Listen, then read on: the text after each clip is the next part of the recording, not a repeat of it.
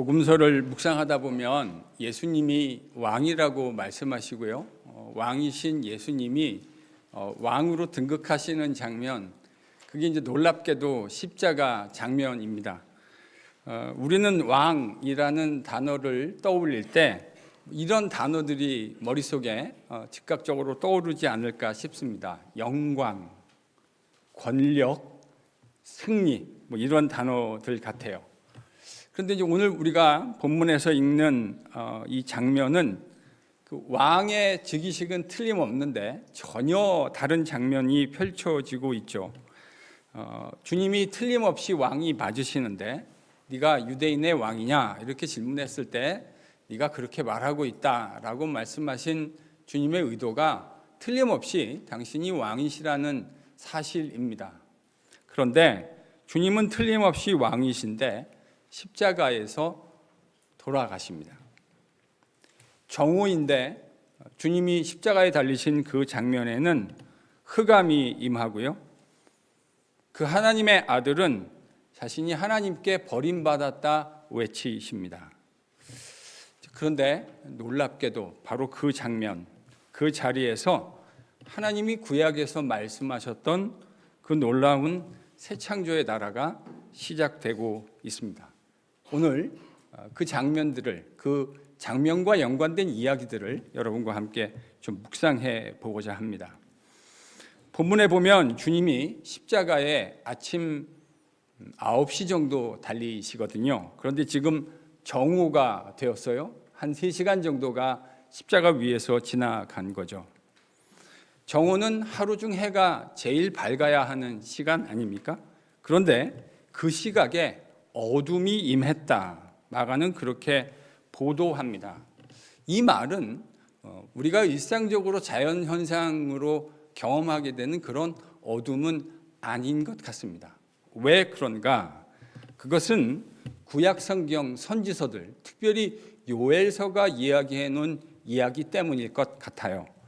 구약 성경에서 하나님은 당신이 세상을 심판하시는 날을 묘사하시면서 그것이 어두움의 날이 될 것이라고 말씀하셨습니다.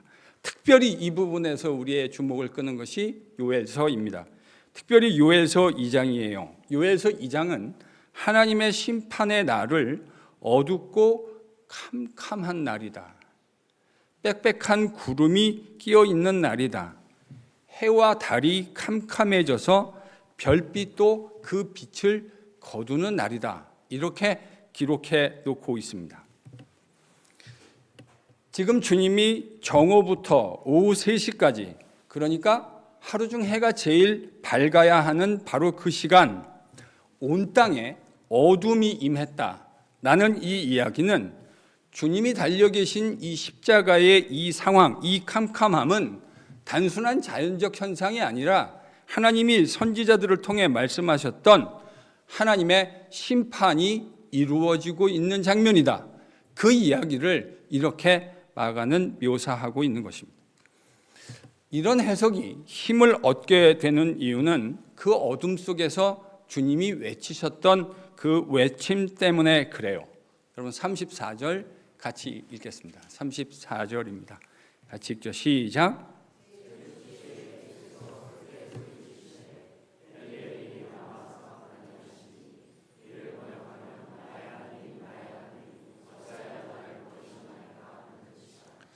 엘리 엘리 라마 사박다니, 나의 하나님 나의 하나님 어째서 나를 버리셨습니까?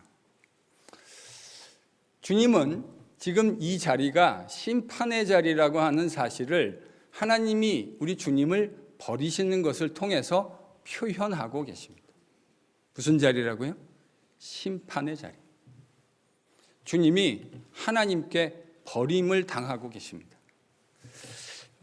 제자훈련 하신 분들은 우리가 이 이야기를 사실 다루었는데 하나님이 요한복음에 보면 늘 예수님이 하나님을 부를 때 뭐라고 부르죠?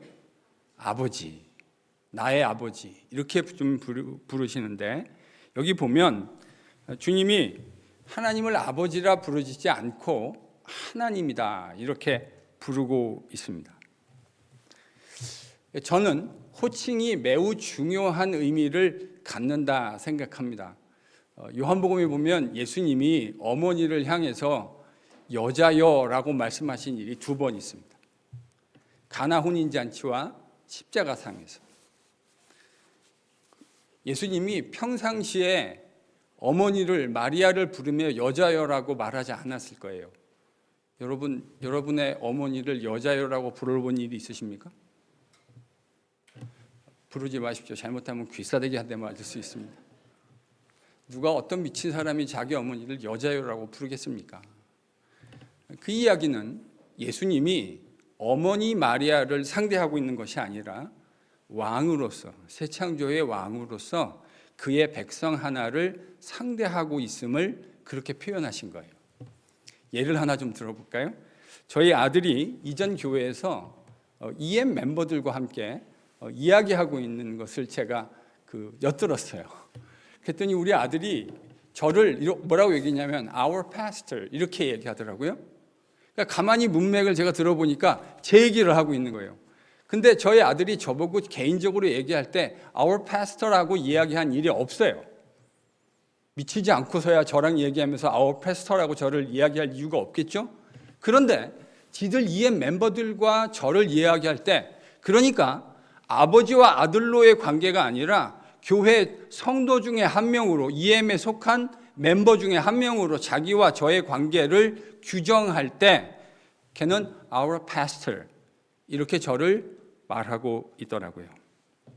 저는 이게 말하는 사람과 저와의 관계를 규정하는 것. 호칭이란 늘 그런 것이죠.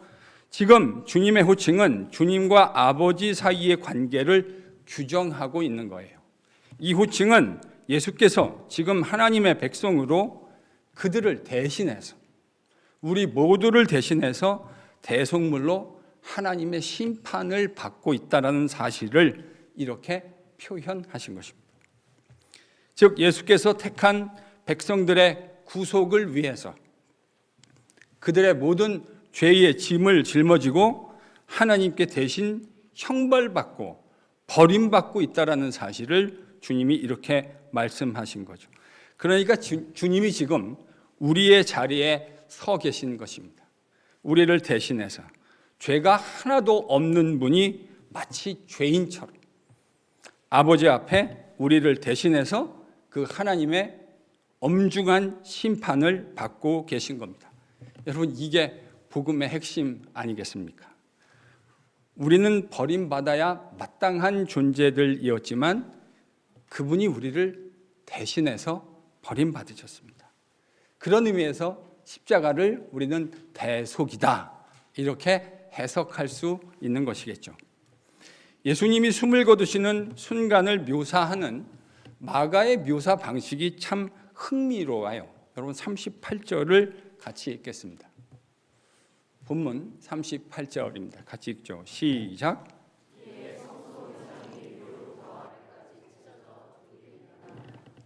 38절을 잘 보시면 두 가지가 매우 흥미롭습니다. 휘장이 있다. 먼저 그 휘장이 찢어졌다 이렇게 이야기합니다. 여러분 성소에는 휘장이 사실은 2개 있어요. 성소에 들어가는 그 입구에 휘장이 사실은 하나 있고요. 그리고 그 안에 성소와 지성소를 가르는 휘장 2개가 사실 있어요. 근데 이제 이거를 헬라말로 표현할 때 똑같은 말로 표현해요. 그러니까 이 단어만 가지고는 이게 지금 앞에 들어가는 엔트런스의 휘장인지 아니면 성소와 지성소를 가르는 휘장인지가 사실은 헷갈릴 수 있어요. 그러나 문맥을 생각해 보면 이 휘장이 뭐를 의미하는지는 그리 어렵지 않습니다. 성소와 지성소를 가르는 휘장이었을 거예요. 여러분 이 휘장이 뭐를 의미하죠? 죄가 있는 인간과 죄가 없으신 하나님과 그냥 교제할 수 없다는 것을 늘 그 장면 앞에 서면 사람들은 떠올릴 수밖에 없는 바로 그 휘장입니다. 그런데 그 휘장이 찢어졌다는 거예요. 예수님이 운명하시는 꼭 그 타임에 happen to be 딱 그 타이밍 성소의 휘장이 찢어졌다. 그런데 여러분 그냥 마가는 찢어졌다 그러지 않고 어떻게 찢어졌다 그랬죠? 위로부터 아래로 찢어졌다. 이게 뭘 말하는 걸까요? 여기서 위란 하나님이 계시는 것을 표현하는 유대인들의 아주 일반적인 방식입니다. 그러니까 이 휘장을 찢으신 분이 누구라는 거죠? 하나님이 찢으셨다는 거예요. 하나님이 찢으셨다.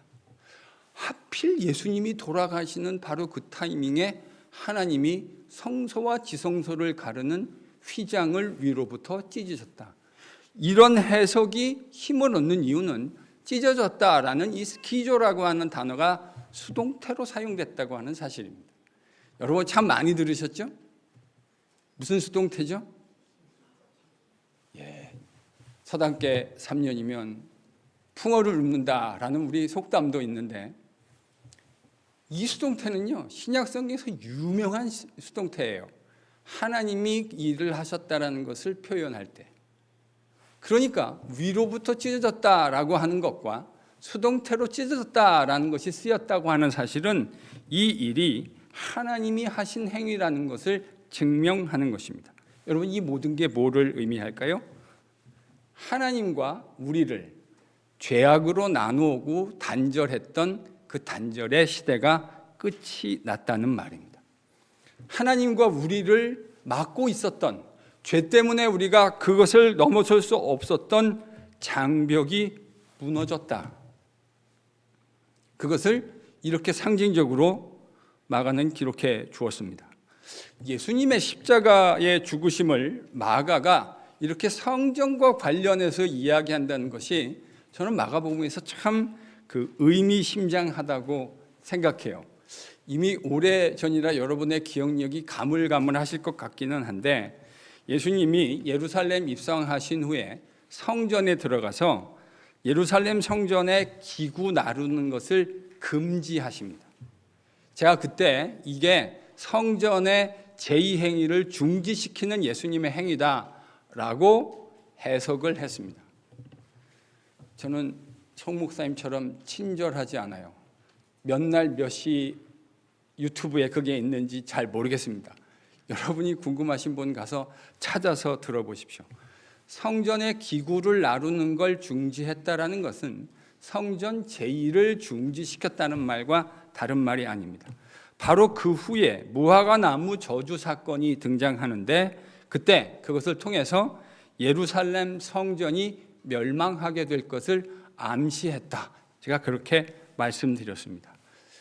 저희 설교에서는 제가 시즌 편성 관계상 마가복음 13장을 통째로 건너뛰었어요. 모르셨죠? 제가 13장을 통째로 건너뛰었다는 사실을 모르시는 분도 계실 것 같은데 띄었습니다. 이제 딴 게 아니라 제가 마가복음 설교해야 되는 그 프레임은 정해져 있고 그 안에 다 할 수 없으니까 더 중요하게 성도들과 나눠야 될 것. 그러나 사실 13장도 매우 중요한 장입니다. 마가복음 13장 참 중요해요. 그런데 거기 보면 예수님이 종말에 대한 이야기를 하시면서 예루살렘 성전이, 그러니까 앞에서는 암시적이고 비유적인 방식으로 말씀하셨다면 13장에서는 아예 노골적으로 예수님이 말씀하세요. 성전이 무너지게 될 것이다. 바로 이런 상황에서 예수님 운명하시는 장면에 성전의 휘장이 위로부터 아래로 찢어졌다고 하는 것은 그 유명한 새로운 창조의 나라가 이제 예수님의 십자가를 통해 시작되었음을 나타내는 것입니다. 여러분 그 새로운 창조의 나라에서 예수님이 친히 성전이 되십니다. 성전의 참된 기능이 예수님의 십자가와 그리고 3일 후 일어날 부활을 통해 성취되었기 때문에 이제 우리는 더 이상 이 땅의 물리적 성전을 필요로 하지 않습니다. 요한복음 2장에서 주님이 그 사실을 얘기했고 요한은 예수님이 부활하신 후에 그때 주님이 말씀하셨던 3일 만에 성전을 짓겠다는 게 예수님의 십자가와 부활로 만드시는 새로운 무형의 성전이라는 사실을 깨닫게 되었습니다. 이제 여러분 우리는 사실 성전이란 말을 더 이상 어떤 건물을 말하면서 이야기할 필요가 없어졌습니다. 왜냐하면 누가 성전이시기 때문입니까? 예수님께서 우리의 영원한 성전이 되어주셨습니다. 그래서 예수님 앞에 나아가는 사람은 이제 휘장 때문에, 우리의 죄악 때문에 하나님 앞에 죽임을 당할 것을 걱정하지 않고 언제든지 어느 곳에 있든지 하나님 앞에 나아가 예수님, 참 성전이신 주님 안에서 아버지와 매일같이 교제할 수 있는 새로운 창조의 세상이 만들어졌다는 사실을 믿으실 수 있는 저와 여러분 되실 수 있기를 축복합니다. 아멘은 크게 하셨는데, 아멘은 크게 하셨는데 그렇게 잘 살고 계십니까? 매일같이 주님 앞에 나아가서 기쁨으로 주님으로 말미암아, 우리의 죄악으로 말미암아 하나님께 멸망당할 걱정 없이 아버지와 함께 매일같이 그 교제를 누리고 여러분 정말 살고 계십니다. 질문해 보아야 합니다. 십자가는 바로 그런 시대가 이르게 되었다는 사실을 가르쳐 주시기 위해서 마가는 이 이야기를 지금 이렇게 한 거예요.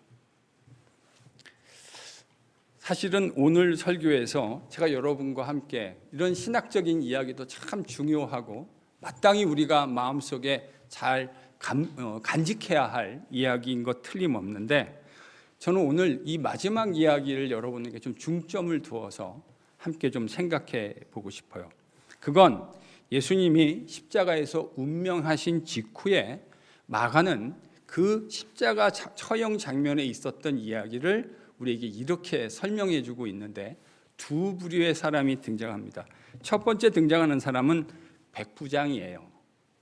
백부장이 39절에서 이런 이야기를 합니다. 본문 39절 같이 읽을까요? 시작.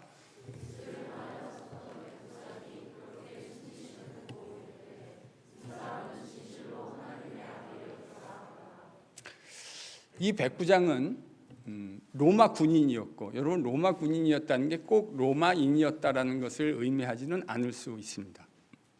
근데 로마 군인이었고 이방인이었던 것 같고요. 그리고 이 처형 장면을 총괄하고 책임지는 사람이었습니다. 근데 이 사람이 뭐라 그랬냐면, 이 사람은 진실로 누구였다고요? 하나님의 아들. 근데 이게 마가복음에서 참 저는 놀라운 고백이라고 생각하게 되는 이유가, 여러분 마가복음 1장 1절을 시작할 때 마가가 예수님이 누구이신지를 사실은 미리 말해주고 시작했어요. 예수님 누구라고 마가가 얘기했죠? 하나님의 아들 예수 그리스도, 복음의 시작. 그러니까 복음이란 건 뭐냐면 예수님이 그리스도이실 뿐만 아니라 하나님의 아들이심을 알게 되는 것. 이게 복음, 마가가 이해한 복음이에요. 근데 여러분 마가복음을 보면 사람 중에 예수님을 하나님의 아들이라고 고백하고 있는 사람이 나오지 않아요. 이렇게 읽으시면 반발이 좀 나와야 될 것 같아요. 왜 그러냐면 마가복음 중간에 예수님을 하나님의 아들이라고 이야기하는 사람이 두 사람이 나와요. 근데 그 두 사람은 그냥 사람이 아니고 귀신 들린 사람. 그러니까 그것은 그들이 예수님의 정체를 제대로 알아차렸다기보다는 귀신의 힘을 의지해서 그들이 예수님이 하나님의 아들인 것을 깨달았다 말하는 것이 더 정직한 읽기일 것 같습니다. 그러니까 그 두 번의 귀신 들린 사람을 제외해 놓고 마가복음에서 예수님을 하나님의 아들이라고 인식하고 고백하는 사람이 없어요. 그런데 지금 종교 지도자들도, 군중들도, 심지어 마가복음에서는 예수님의 제자들도 예수님을 하나님의 아들로 고백하지 않아요. 그런데 이 이방인 백부장이 예수님을 somehow 하나님의 아들이라고 고백한, 저는 이게요 정말 신비 중에 신비라고 생각합니다. 도대체 이 백부장은 뭘 보고 예수님을 하나님의 아들이라고 고백할 수 있었을까? 우리가 성금요일 날 그 십자가 장면을 누가복음 버전으로 봤을 때 그 한편에 있던 강도가 당신의 나라에 임하실 때 저를 생각해 주십시오 라고 이야기했던 그것과 저는 거의 버금가는 신비이겠다 생각합니다. 도대체 이 백부장이 뭘 보고 예수님이 하나님의 아들이심을 깨달았을까? 아무도 예수님을 하나님의 아들로 인식하고 있지 못한 마가복음에 따르면 신비 중에 신비라고밖에 설명할 길이 없습니다. 그런데요, 또 한 부류의 놀라운 사람들이 본문에는 등장합니다. 그게 뭐냐면 40절, 41절에 기록되어져 있어요. 여러분 40절과 41절을 같이 읽어보겠습니다. 같이 읽죠. 시작.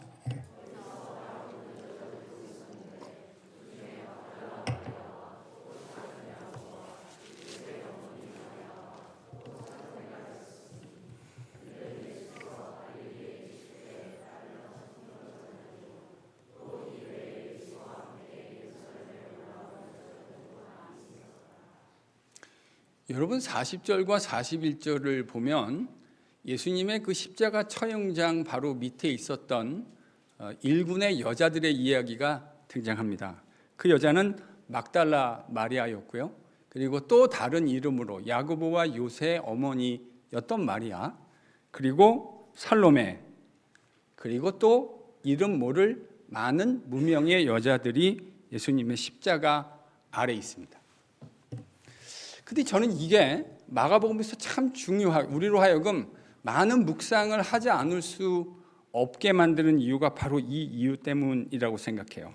그건 14장 마지막에 마가는 제자들이 예수님의 이 십자가로 걸어가시는 길을 다 같이 따라왔는데 예수님의 십자가 그 바로 목전 앞에서 그 제자들이 다 예수님을 버리고 도망하였다 라고 기록해 주었기 때문입니다. 그러니까 예수님과 함께 이 예루살렘 십자가로 향하는 여정의 그 길에서 예수님의 12 제자들은 한 사람도 남김없이 다 도망했어요. 그런데 마가는 지금까지 이 여자들에 대해서 한 번도 이야기해 준 일이 없어요.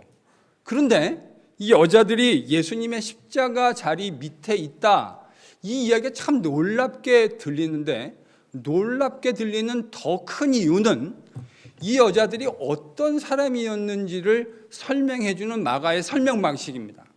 이 여자들이 어떤 여자들이래요? 여러분 41절, 40절, 41절을 보면 이 여자들이 어떤 여자들이랍니까? 갈릴리에 계실 때부터 예수님을 따랐고 섬겼고 그리고요 예루살렘까지 따라 올라온 여자들이었다. 그러니까 이 여자들도 사실은 처음부터 갈릴리로부터 예수님을 늘 따라다녔던, 그리고 따라다닌 정도가 아니라 예수님을 섬겼던 여자고, 심지어는 지금 여자들이 어디 밑에 있어요? 그 십자가 밑은 어떤 십자가 밑입니까? 남자 제자들은 다 도망가고 없는 그 자리에 여자들만 예수님 곁을 지키고 있었군요. 저는 이게 충격적인 이유가 마가복음 3장에서 예수님이 제자들을 부르실 때 세 가지 목적을 가지고 제자들을 부르셨어요. 근데 그 중에 제일 중요한 목적이 뭐냐면 따라합니다. 함께 있음. 제자란 예수님과 함께 있는 사람이에요. 따라합니다. 함께 있는 사람. 그게 뭐라고요? 그게 제자예요. 예수님이 제자를 왜 부르셨는가? 사역? 예, 필요합니다. 주님 당연히 그것을 염두에 두셨는데요. 예수님의 프라이머리 리즌, 첫 번째 리즈닝은 제자들과 함께 하는 것입니다. 그래서 저는 제자 훈련을 예수님을 사랑해서, 제가 늘 저와 제자 훈련에 오시는 분들 귀가 따갑게 들으셨죠? 제자 훈련은 성경 공부 시간이 아닙니다. 성경 공부의 특징을, 애스펙트를 가지고 있기는 하지만 제자 훈련은 여러분이 수도 없이 하셨을 또 다른 한 번의 성경 공부가 아니에요. 제자 훈련은 예수님과 함께 하는 것입니다. 제자 훈련은 우리가 사랑하는, 그래서 우리를 위해서 생명 내어주신 주님과 함께 함께하고 교제하고 그분을 사랑하는 거예요. 그런데 놀랍게도 함께하고 있는, 예수 따랐고 예수님의 제자로 그분을 따랐고 섬겼고, 그리고 심지어 갈릴리로부터 예루살렘까지 올라와서 그 마지막 십자가 위험천만한 자리까지 함께하고 있는 사람들. 근데 심지어 3명의 이름을 빼놓고 막달라 마리아와 야고보와 요새의 어머니 마리와 살로메, 이 3명의 여자 이름 빼놓고는 이름도 알려주지 않아요. 저는 마가가 우리한테 이렇게 묻고 있는 것 같아요. 마가복음을 찬찬히 꼼꼼하게 읽으면 당신들 보시기에 누가 예수님의 진짜 제자 같습니까? 당신들이 마가복음을 다 내가 쓴 글을 읽고 있다면 이 장면에서, 마가복음 15장 40절 41절을 지나가는 장면에서 여러분은 누가 진짜 예수님의 제자라고 생각하십니까? 제자는 예수님과 함께하는 사람입니다. 이미 주님은 제자를 부르실 때 이 사실을 너무나 명확하게 말씀하셨습니다. 그래서 저는 참된 제자는 화려한 순간에 드러나는 것이 아니고 고난의 자리에서 확실하게 드러난다고 생각합니다. 참된 제자는 기적의 현장이 아니라 십자가 밑에서 주님과 함께 있는 것을 통해 드러나게 되어 있습니다. 그때도 그렇고 오늘날도 하나도 다르지 않아요. 십자가는 영광의 자리가 아니라 실패의 자리로 이해되었을 것입니다. 하지만 그 십자가는 하나님의 나라가 열리는, 새 창조의 나라가 열리는 놀라운 문이었고 참다운 제자가 드러나는 자리였습니다. 무대였습니다. 처형장 장면에서 마가는 놀라운 이야기들을, 놀라운 사람들을 우리에게 보여주었죠. 막달라 마리아를 비롯한 수많은 무명의 여자들, 그들은 예수님이 갈릴리 계실 때부터 따르고 섬겼고, 그리고 예수님의 십자가 현장까지 끝까지 함께 올라와서 주님의 십자가 자리 바로 밑에 있습니다. 남자 기라성 같은 제자들은 다 주님을 버리고 도망쳤지만 이 여자들은 그 사랑의 주님을 끝까지 십자가 밑까지 따라갔습니다. 마가는 우리에게 직접적으로 묻지 않았지만 이 이야기를 묵상하는 모든 예수님의 제자들에게 저는 묻고 있다고 생각합니다. 당신들이 생각하기에 누가 예수님의 참 제자입니까? 조롱당하는 예수님 곁에서 아무 말도 할 수 없었을 거라고 생각해요. 그들도 두려움을 느끼지 않았겠습니까? 그런데 그 고난의 십자가 길에 그들은 처음부터 끝까지 한 번도 주님을 떠나지 않고 마지막까지 십자가의 길을 따라 걸었습니다. 마가는 우리에게 제자도와 관련해서 그의 복음서에서 정말 묵직한 질문을 던지고 있는 것 같아요. 제자란 그럴듯한 유명한 유명세와 명성에 달려있는 것 아닙니다. 세상에서 이름 나는 거 좋아하지 않아야 할 이유가 바로 여기에 있어요. 저는 이 사실을 깨닫고 깜냥도 안 되지만 별로 유명해지지 않아야 되겠다라고 스스로 결단했어요. 예수님을 따라가는 건 명예가 아닙니다. 명예가 있는 건 도리어 예수님을 따라가는데 큰 위험 요소로 작용하게 되는 경우가 많아요. 진짜 중요한 것을 못 붙들고 엉뚱한 것들을 붙들고 마치 그것이 본질인 것이냐 착각하게 만드는 위험 요소가 있기 때문입니다.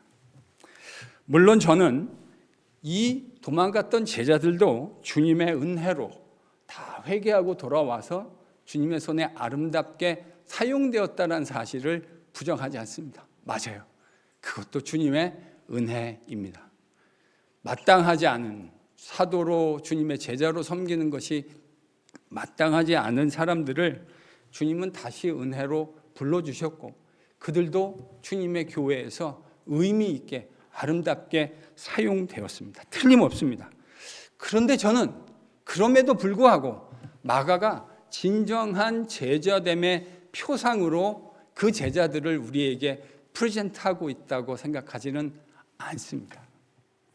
마가가 생각하는 진짜 제자는 세상에서 유명하냐, 유명하지 않냐, 얼마나 많은 힘과 능력을 가지고 있느냐, 교회에서 베드로처럼 슈퍼 아포슬이라는 별명을 갖고 주도적인 역할을 했느냐 안 했느냐가 중요한 것이 아니라 제자됨은 뭐에 있다고요? 주님과 함께 하는 것입니다. 그것이 영광스러운 자리든 아니면 고난의 자리든 관계없이 우리에게 생명 주신 예수 그리스도 그 십자가 자리 끝까지 함께 하는 것, 여러분 이게 바로 예수님의 제자의 모습일 겁니다. 저는 이 마가가 묘사해주고 있는 15장 40절 41절의 여인들의 모습을 묵상하다가 제 마음속에 제가 읽었던 한 선교사님 한 분이 마음에 떠올랐어요. 그분의 이름은 서평입니다. 쉐핑이라는 라스네임을 가지고 있는 독일계 미국 선교사님이셨어요. 20세기 초반 척박한 우리 조선에 와서 간호 선교사로 평생을 그곳에 있는 여성들과 고아들과 함께 살다가 54살 이른 나이에 하나님이 불러가신 정말 귀한 예수님의 제자입니다. 그는 남편도 없었고 조선 땅에 와서 수많은 노인들과 특별히 고아들을 돌보는 사역을 했습니다. 가장 낮은 자리, 아무도 그녀의 사역을 위해서 박수 쳐주지 않고 사람들이 관심 가지지 않는 그 자리에서 수많은 나병 환자들을 돌보고 고아들을 돌보며 살았습니다. 그녀가 죽기 전 마지막 남긴 말이 참 유명하죠. 나는 복음 때문에 조선에 왔고 복음을 위해서 죽었다, 죽는다. 그녀는 물리적 십자가를 진 것은 아니지만 자신을 부인하고 고난당하고 있는 사람들 옆에 함께 계신 주님과 함께 끝까지 주님을 따라 조선 땅에서 그분의 십자가 곁에서 끝까지 함께 했던 진짜 주님의 제자였습니다. 그녀의 삶은 오늘 본문에 등장하는 여자들처럼 진정한 제자가 어떤 것인지를 보여주는, 말로 제자도가 무엇인지를 얘기한 사람이 아니라 그의 모든 삶을 다 들여서 제자도가 어떤 것인지를 삶으로 기록한 아름다운 삶이었다고 생각합니다. 고난의 현장, 외로움의 자리, 외면받고 있는 그 십자가 아래 조용히 서 있었던 그 무명의 여자들처럼 바로 그 자리에 서평 선교사님이 서 계셨고, 바로 그 자리는 마땅히 우리가 오늘도 서 있어야 할 자리라는 생각을 오늘 말씀을 묵상하며 생각하게 됩니다. 오늘 우리는 이 센루 땅에서 영적인 주님의 십자가 바로 앞에, 바로 아래에 서 있습니다. 당신은 십자가 예수님 그 아래 머물고 있는 사람 맞습니까? 주님을 따라 십자가의 그 길을 오늘도 묵묵히 걸어가고 계시는 것 맞습니까? 우리 지지난주 홍 목사님 오셔서 마지막 일상, 화려해야 하지 않고 누구도 박수 쳐주지 않는 그 일상을 예수님을 좇아서 십자가 자리까지 걸어가고 있는 바로 그 제자 맞습니까? 우리 모두 주님의 십자가 아래 함께 머물고 우리를 위해서 자신의 생명 내어주시고 하나님 앞으로 인도해 내신 그 주님을 사랑해서 그분과 매일같이 매 순간을 함께 교제하며 살아가겠다, 이렇게 결단하는 저와 여러분 되실 수 있기를 예수 그리스도의 이름으로 축복합니다.